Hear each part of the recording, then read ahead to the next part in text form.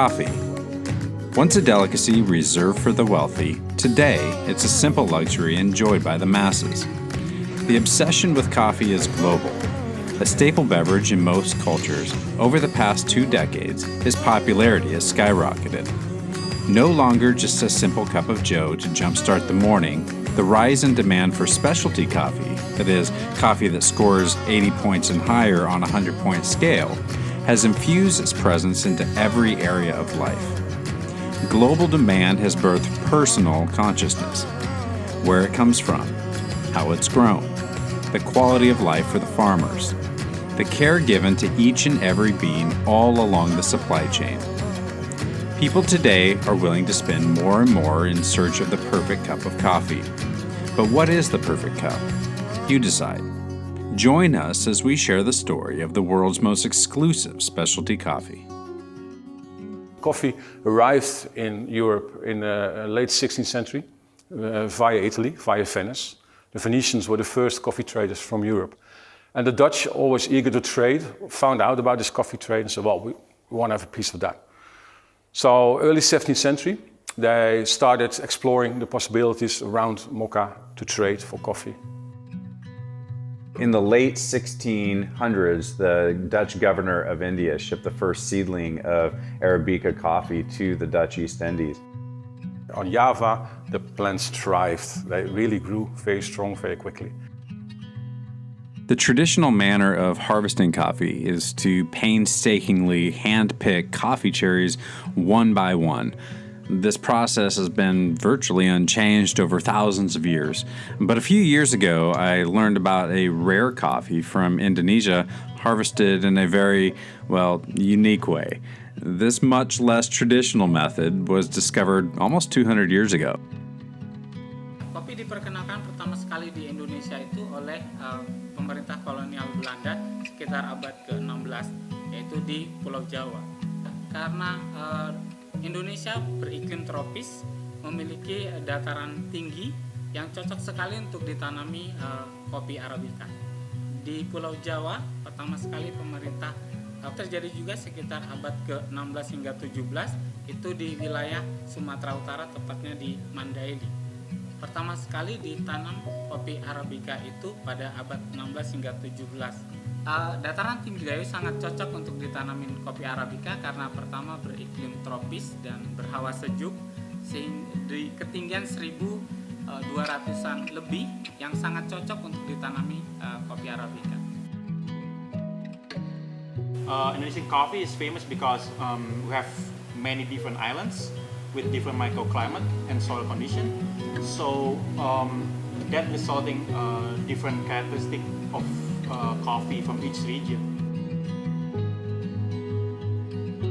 Karena 200 tahun yang lalu mungkin Indonesia masih di bawah jajahan pemerintah Belanda, dan pemerintah Belanda memonopoli semua perdagangan kopi untuk diperdagangkan ke dunia, sehingga dengan membiarkan pribumi untuk meminum kopi mungkin akan mengurangi kuota ekspor.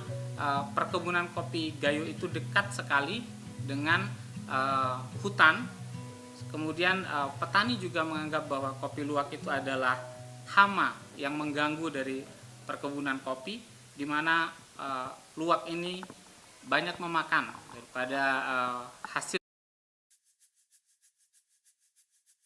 So a couple years ago, my wife and I went on vacation to Bali, and it was on this trip where I was first introduced to kopi luwak. We went to visit the Second Pool waterfall, which is actually in the northern part of the island, but to get there, you had to do a 2-hour trek through the jungle. About halfway through, we broke for lunch at a little hut that was just kind of set up there in the middle of the jungle. And of course, coffee is a huge part of life for the Indonesian people, and virtually every meal is finished with a cup. So the gentleman serving us offered Bali coffee or kopi luwak, and I asked him to explain the difference.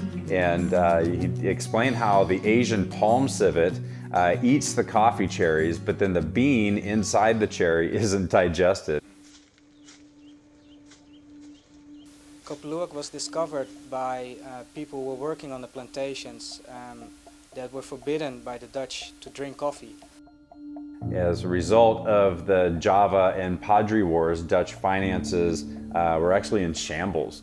And in 1830, they established a system known as the cultivation system. And the goal of this system was to increase the exploitation of Indonesian resources. They accepted to work for the Dutch on their plantations. They were forbidden to drink any coffee. They started to see this animal dropping feces on the plantations, and in between they found these coffee beans, and they secretly took these coffee beans and brought them home. And afterwards at home they washed the coffee beans, they dried them and they roasted them just like normal coffee beans. They thought they were drinking a really poor quality of coffee, but which later on was known as Kopi Luwak as one of the most famous and most expensive coffees in the world. After not long, the Dutch found out that they were drinking this kind of coffee, and at first they thought this was a really disgusting coffee because of the idea. A cat was eating these coffee beans and defecated them. But afterwards they tried, they really liked the taste of the coffee, and they really opened up to it and confiscated it and took it to Europe as a delicacy for the famous rich people.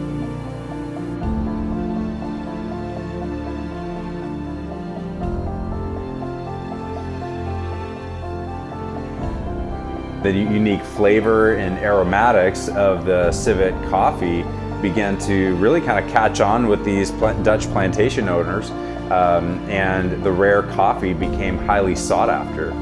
Well, due to its scarcity, the cost then, of course, quickly began to rise. The popularity of this unique coffee continued to spread across the region, and soon it was being exported to Europe. And then throughout the early 20th century, the coffee really took on a legendary status. But with small and unpredictable output, the prices continued to soar. When I was born, I know this is Kopi Luwak. It's not popular to get mixed Kopi Luwak and we drink also, but not for sales. This is coming from Korea. Datang kemari dia mencari kopi luwak. Dan terbentuklah asosiasi kopi luwak di here. Simon Leveld is a coffee and tea specialty store. The company is a 200-year-old, almost 200-year-old coffee and tea company. We started selling Kopi Luwak, I think it was 2005. And at that time it was still not known very well, but it had some reputation, so we decided to start with this type of coffee. A lot of people ask for it, but there's not a lot of people are offering it, so therefore the prices are high. And there's also a lot of labor, of course, in genuine wild luwak, because people go to the forest to search for this coffee.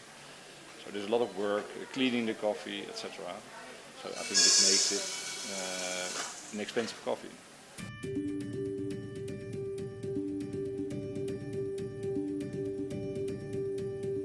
As with anything else, scarcity and demand for a product will drive higher prices. Truffles, for example, can reach prices of between $500 and $2,000 a pound because no one has been able to successfully cultivate this delectable fungi artificially. The same is true for Kopi Luwak. Wild Kopi Luwak requires a tremendous amount of human resources and labor to acquire, document, and produce.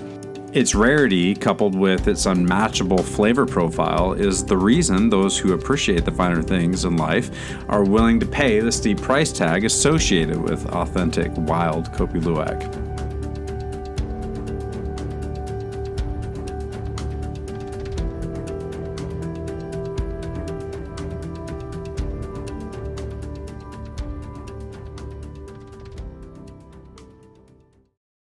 So in 1991, a gentleman by the name of Tony Wild traveled to Indonesia and was introduced to Kopi Luwak, which he brought home with him to the UK. And the fascinating story of how the coffee is processed quickly spread. And by 2003, it was featured on the Oprah Winfrey Show. And then by 2007, it was made even more famous in Jack Nicholson and Morgan Freeman's movie, The Bucket List. Though for some it falls under the category of too good to be true. In the Sumatran village where the beans are grown lives a breed of wild tree cat. These cats eat the beans, digest them, and then defecate. The villagers then collect and process the stools. It is the combination demand of the for beans the and rare castor coffee juice really began to soar. And so much demand, in fact, that the supply just couldn't keep up. And of course, not wanting to disappoint or let orders go unfulfilled, the natives began trapping the civet and force feeding the animals a coffee exclusive diet to aid in production. The whole thing that makes this special is what's happening when this wild animal eats wild fruit in a wild jungle. It's all tied together. You take away one aspect of it, you cage the animal, you feed it one thing, you lose out on it.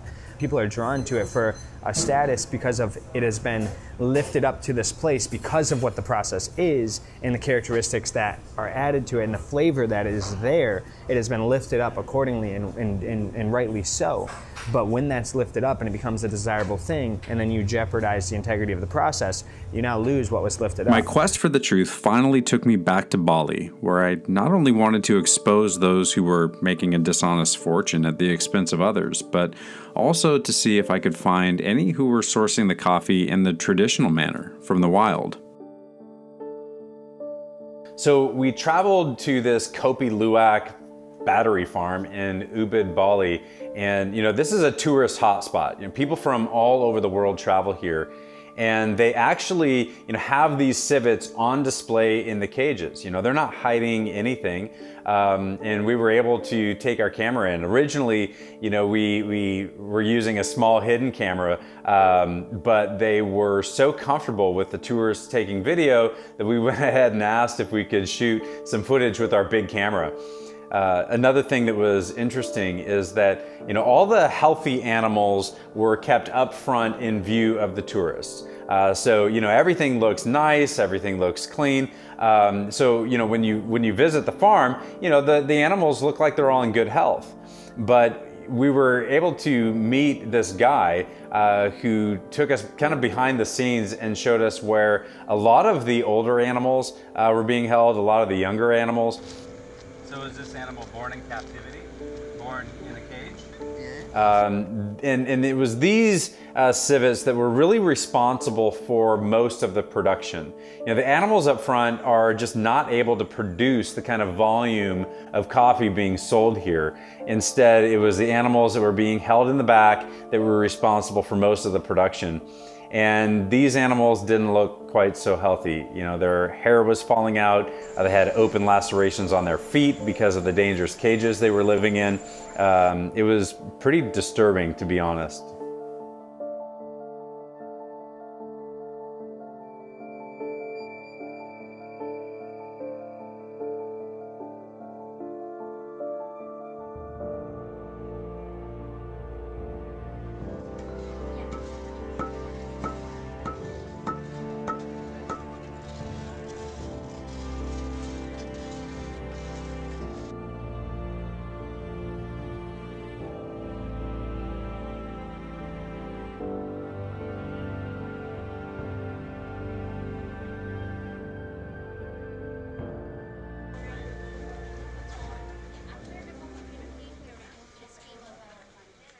Caged animals. We traveled to the surfing village of Kanju on Bali to speak with Ido, an award-winning barista, expert on coffees indigenous to Indonesia, and the owner of Hungry Bird Coffee Shop, to get his perspective on Kopi Luwak and its rise in popularity. The ride from Ubud to Kanju was absolutely breathtaking. There's nothing like the warm breeze in your hair while taking in such beautiful landscapes. There's really no place in the world like Bali. Perhaps that's one reason I keep finding excuses to come back here.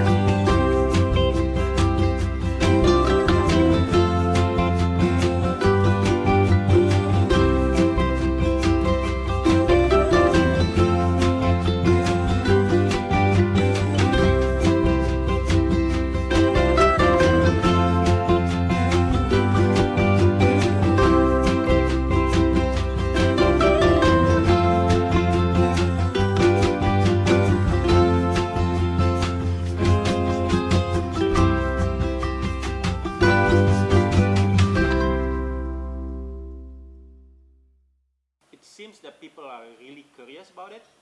So since we are like one of the specialty coffee in Bali, so they come and then expecting us to have luwak coffee in the menu, like everybody else in this island.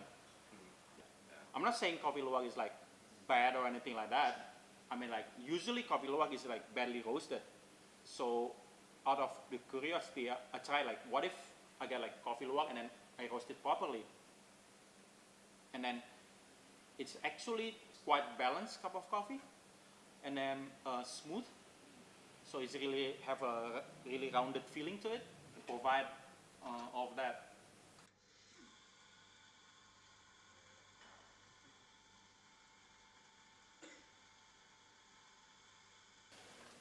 We stopped selling coffee luwak because we were not 100% sure regarding the origin of the coffee, and so the only way we want to sell the coffee is if we know it's from the wild luwak cat, and because we were not sure, we decided not to sell it anymore. We think you cannot enjoy a nice cup of coffee when animals are in cages. So we're here in Indonesia taking a look at Kopi Luwak coffee. The coffee is marketed heavily to tourists who visit the area from all over the world. Unfortunately, what they don't realize is what happens to the coffee before it makes it to their cup. So the Asian palm civet is an animal that lives wild in the jungles here in Indonesia. The problem is that the animals are being trapped and caged and then shipped to major distribution centers like the one we're about to see, where anyone with 400,000 rupiah, or about $30 US, can purchase an animal and then begin making a living off the tourists. So one of the areas that we have heard is really a hotbed distribution center for these types of animals is the Denpasar bird market. So we're going to go take a look, but we'll have to go undercover. And anytime you're starting to mess with people's income, it can be a fairly dangerous situation, and we've been warned about that. So let's go see what we can find.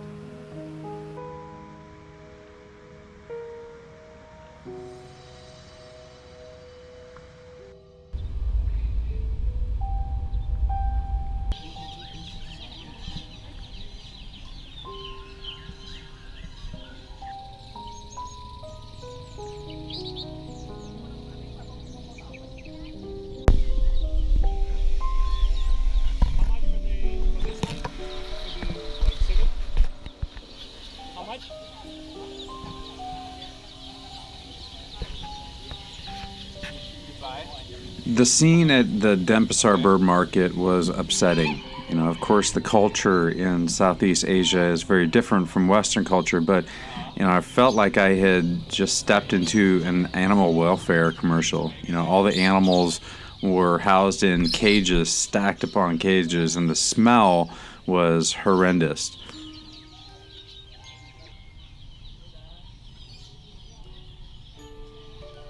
Civets and birds weren't the only thing for sale here. There were monkeys, kittens, puppies.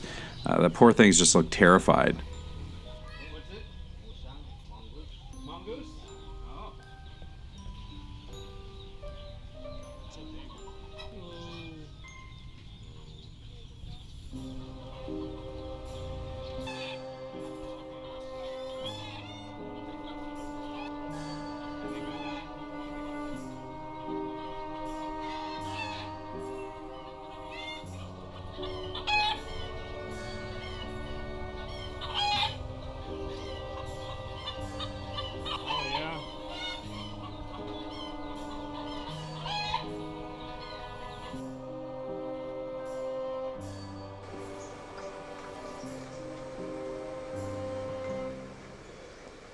After experiencing the dark underbelly of the trade in Bali, we really wanted to learn more about the traditional methods of sourcing kopi luwak in the wild.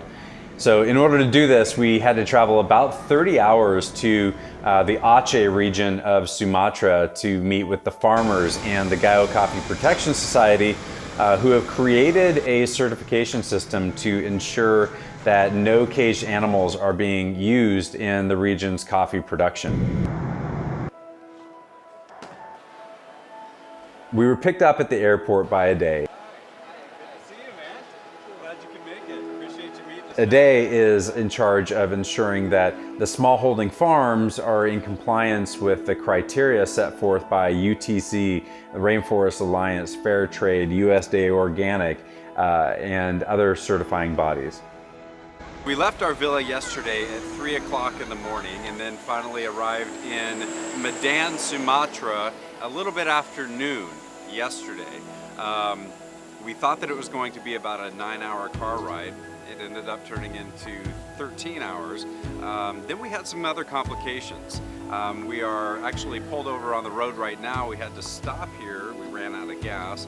And unfortunately, the gas station was not yet open. So we've been camped out here for the past couple of hours. It is right now 6 o'clock in the morning. So 27 hours since we left Bali, and we are probably 2 hours away from our final destination in Takengon. So anyway, the gas station is now open. We're gonna go ahead and gas up and get out of here. So we'll see you when we do.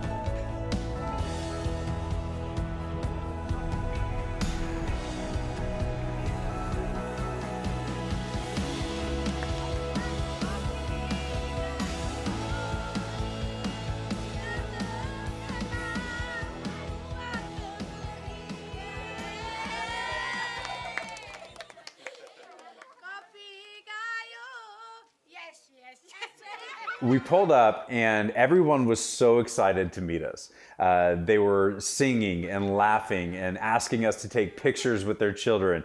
It was an absolutely amazing. We need Grandpa in here. We need Grandpa in here.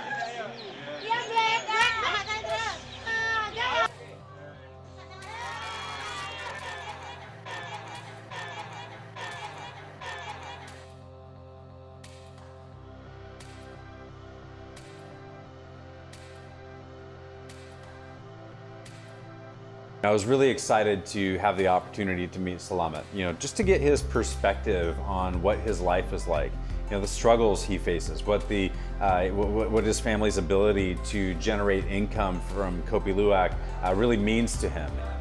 Selamat. Selamat. Nice to meet you. Selamat keluarga. This is family. Oh, nice to meet you. Nice to meet you. It's Jeremy from USA. Abdullah. Nice to meet you. Zeki? Yeah? Kopi luwak. All right.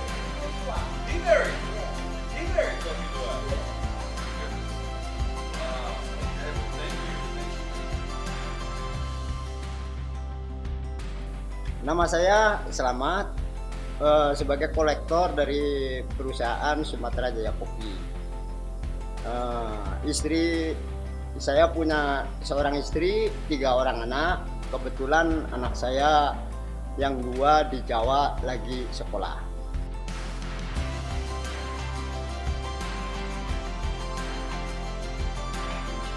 I had the opportunity to spend the day working alongside Selamat. It was such a rich experience, not only learning about his various duties around the farm, but really just to kind of get to know him on a personal level.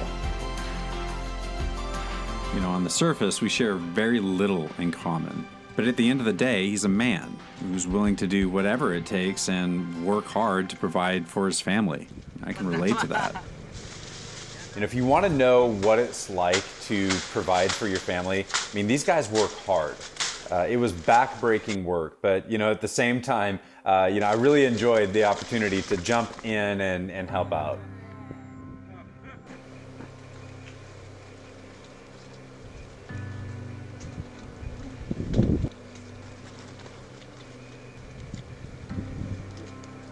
Harapan ke depan semoga pembeli lebih banyak dari Sumatera Jaya Kopi, termasuk pembelian kopi-kopi luwak ini untuk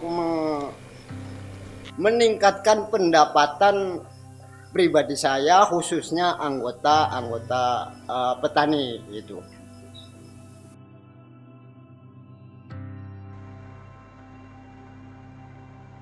In all honesty, the simplicity of his life is really attractive to me. Worlds away from the demands of Western culture, and he works hard during the day, but has a connection with family and friends that is kind of beginning to feel foreign to our way of life back home.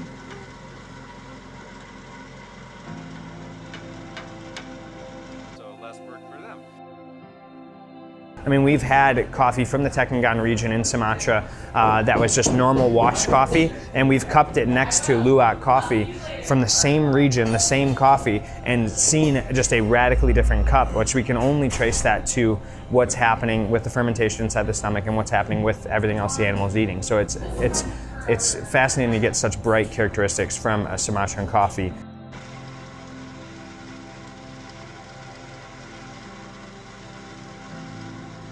Jadi adanya penambahan pendapatan dari kopi luwak itu bisa meningkatkan pendapatan untuk bisa mensekolahkan anak-anaknya supaya lebih tinggi pendidikannya.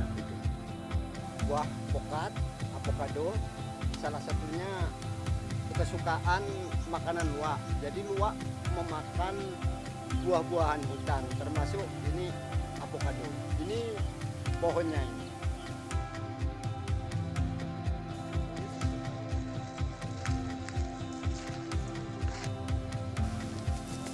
Hey, Salamat. Oh, yes. Have you ever seen the civet in its natural environment, either here in your farm or in the jungles at all? Enggak ada, enggak pernah. Sama sekali semenjak udah 15 tahun belum pernah siang hari lihat luwak. Karena luwak itu keluar ke depan. We wanted to catch the civet in action. Actually eating the coffee cherries. So we brought with us a trail cam to set up in the coffee farm to see what we could find. And to my knowledge, no one has actually captured the civet eating coffee on camera in the wild before. So it was really important to us to get this footage. In the morning, we traveled back to Salamat's farm to check the footage from our trail cam. We were excited to see if we had achieved our goal of spotting the wild civet in action.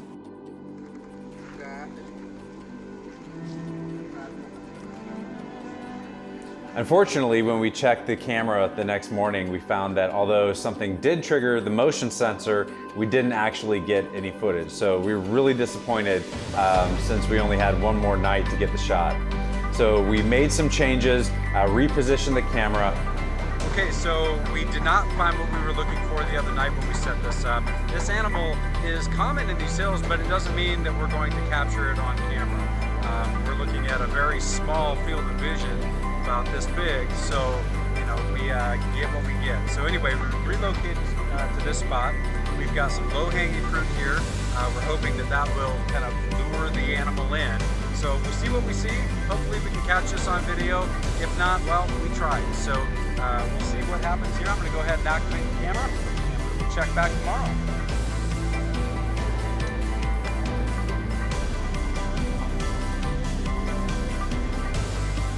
When we checked the camera the next morning, we were just thrilled to find over 3 minutes of footage, with a very healthy looking civet browsing on the coffee cherries. So we were just really, really excited about that.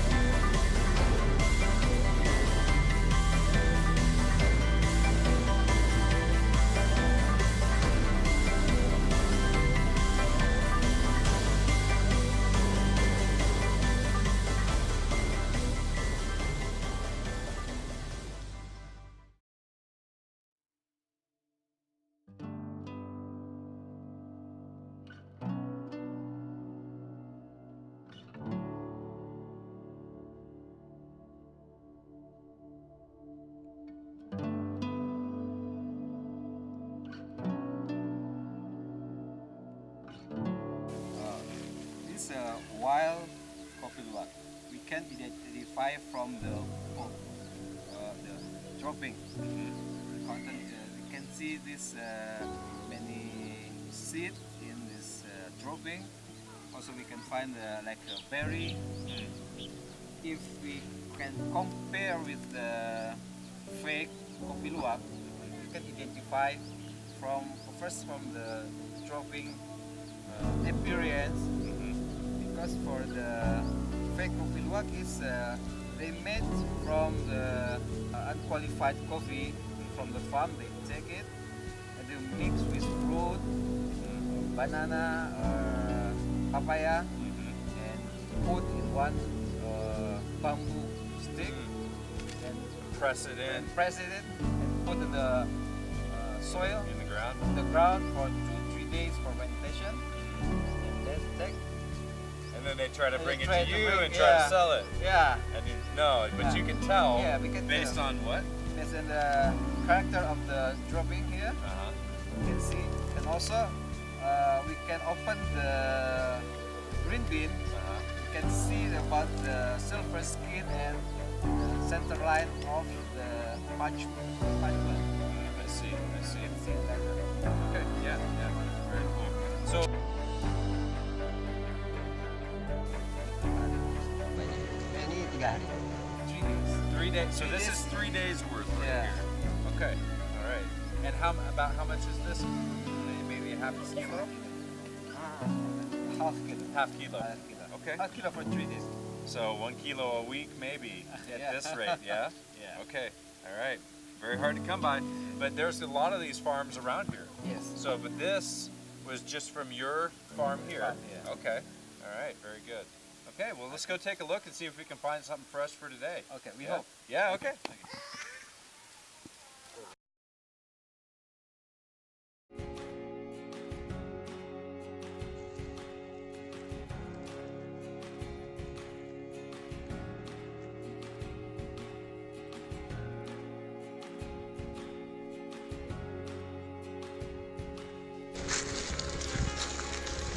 We have found some fresh kopi luwak here.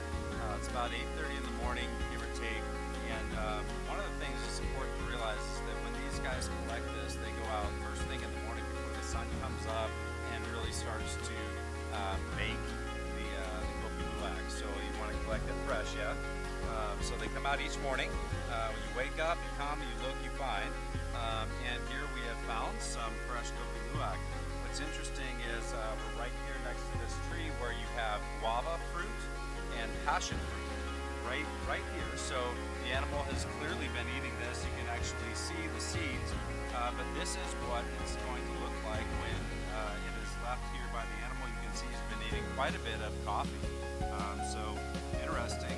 We're going to look around, see if we can find a bit more.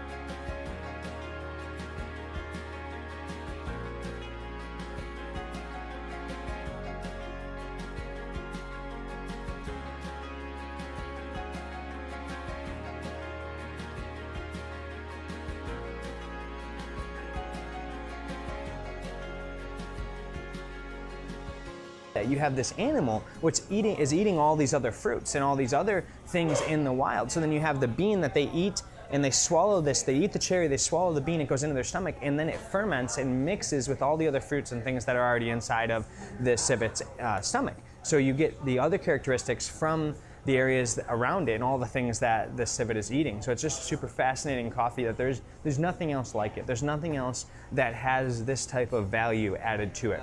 Example of fruits with a plant in the jungle in the border of the farm. We have this tamarillo with a turkey berry, and this passion fruit, and this guava. We can find the evidences of seed in the dropping of luwak.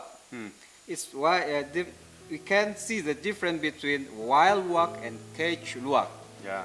In the Quechua, we get difficult to find this seed of fruit, and this process help environment to replenish this the fruit to plant in another place, so the luwak have another spot to food for their food. So this help the environment grow. Wow, that's really interesting. So in many areas of the world where coffee is grown, you have a major problem with deforestation, the cutting down of trees for other uses. But here, what you're saying is that instead of deforestation, we're actually, this is a naturally occurring process with the animal where he eats these things, he takes them back into the jungle, and the seeds from his droppings helps to replenish the jungle with these various fruit varieties as well as coffee trees that are naturally planted. You know, high-grade specialty coffee is shade grown. You know, you don't want the hot sun bearing down on the coffee cherries all day long. So the farmers plant other trees throughout their coffee farm to provide that shade canopy.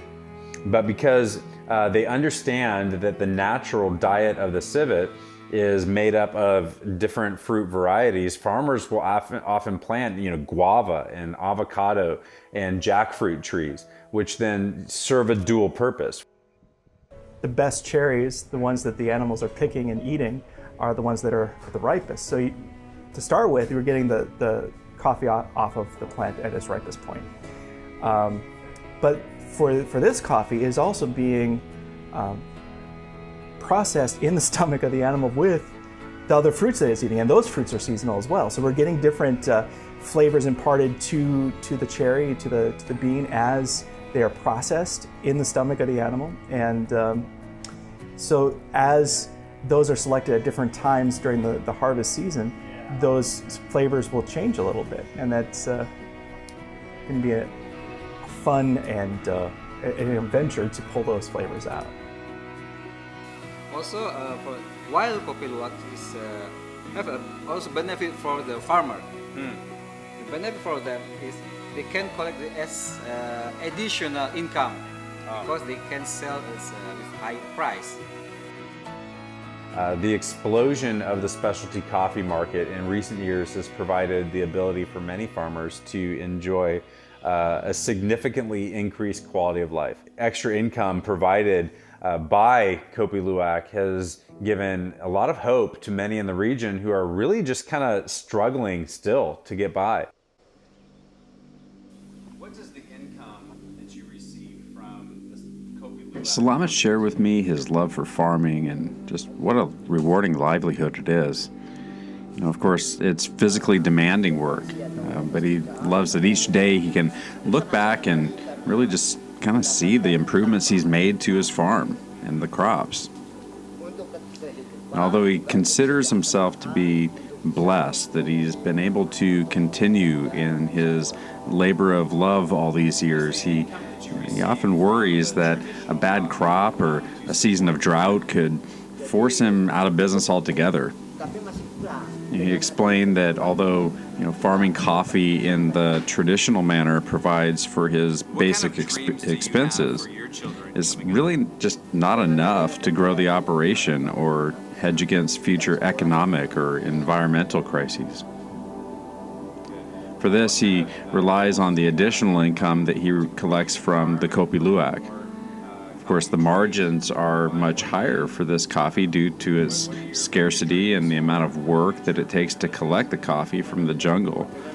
Not only does this allow him to build a financial safety net, but he's also saving for equipment which will really allow him to be more productive and profitable. Of course, that will in turn allow him to purchase more land for farming. But for Salamat, it's not all about the work or the pay. He does this for his family. He's dreaming that one day, if he's successful, he'll be able to support his children through university and give them the head start in life that he never had. I'm just so reminded that we truly are connected through the same human experience. kopi luwak tadi. Gimana?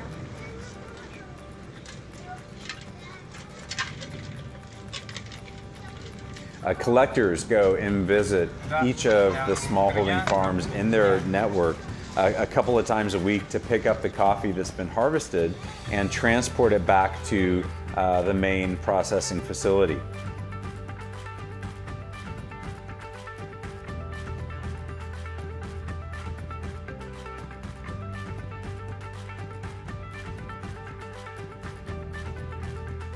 Once the Kopi Luwak arrives to the collection facility, it's analyzed by a number of people to ensure both authenticity and quality.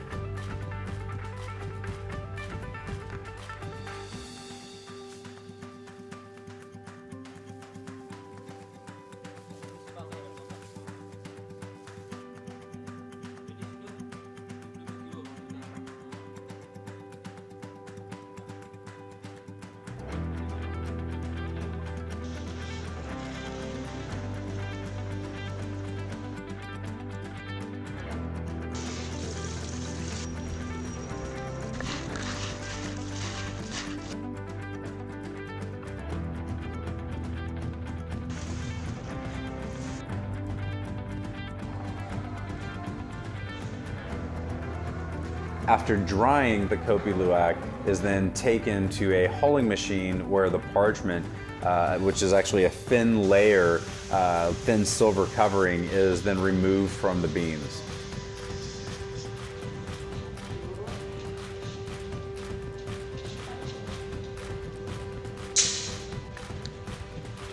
Beans are then sorted multiple times and scored according to an index of wild luwak markers, guaranteeing that each batch is truly wild and its source farm is logged for traceability.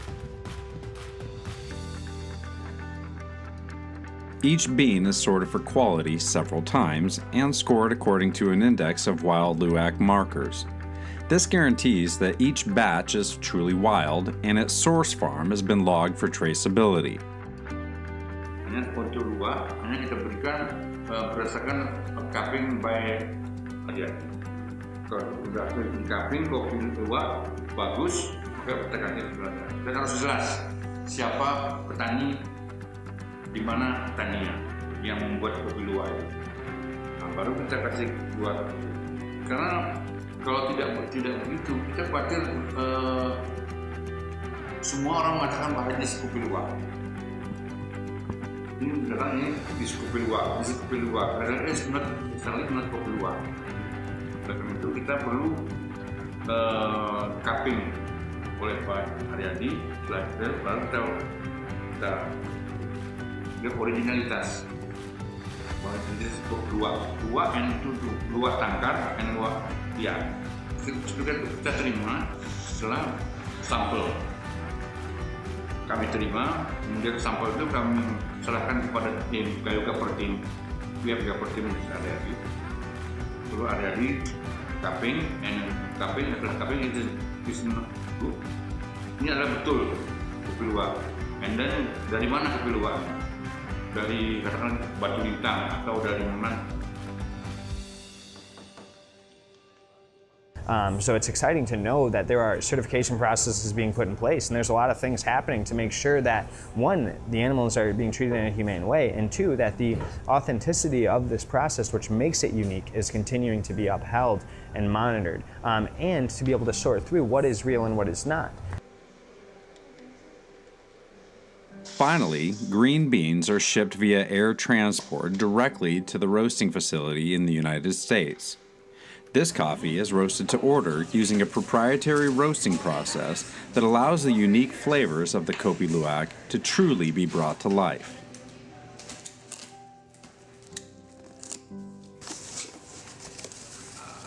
That picking, that processing within the animal is what is really special about it. So at the roasting point, we want to bring out those flavors as much as possible, and we accomplish that by being really careful with it, by not taking the roast too dark, but it also involves how we apply the heat and when, in order to not destroy those flavor compounds as we roast it.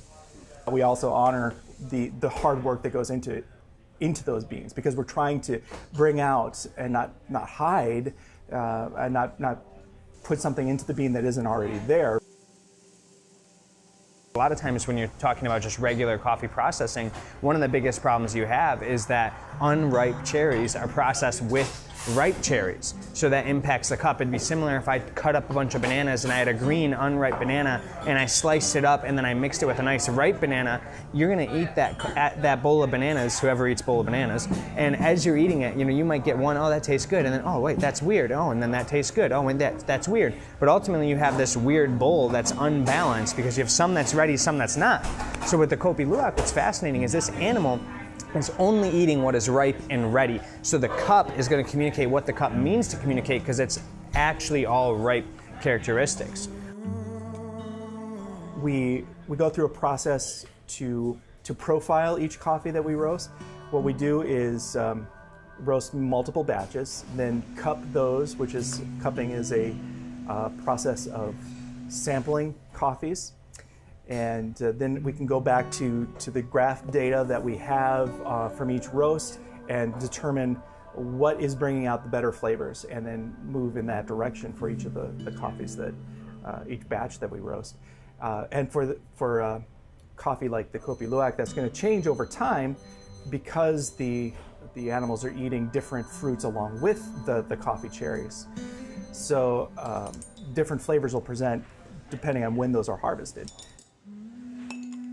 And during digestion, a couple things are accomplished. First, there's an enzymatic process that removes the bitterness normally associated with coffee. And then secondly, the flavors from the other exotic jungle fruits are actually infused into the beans. And you end up with an incredibly smooth, very uniquely flavored cup of coffee, unlike anything that can be reproduced by human processes.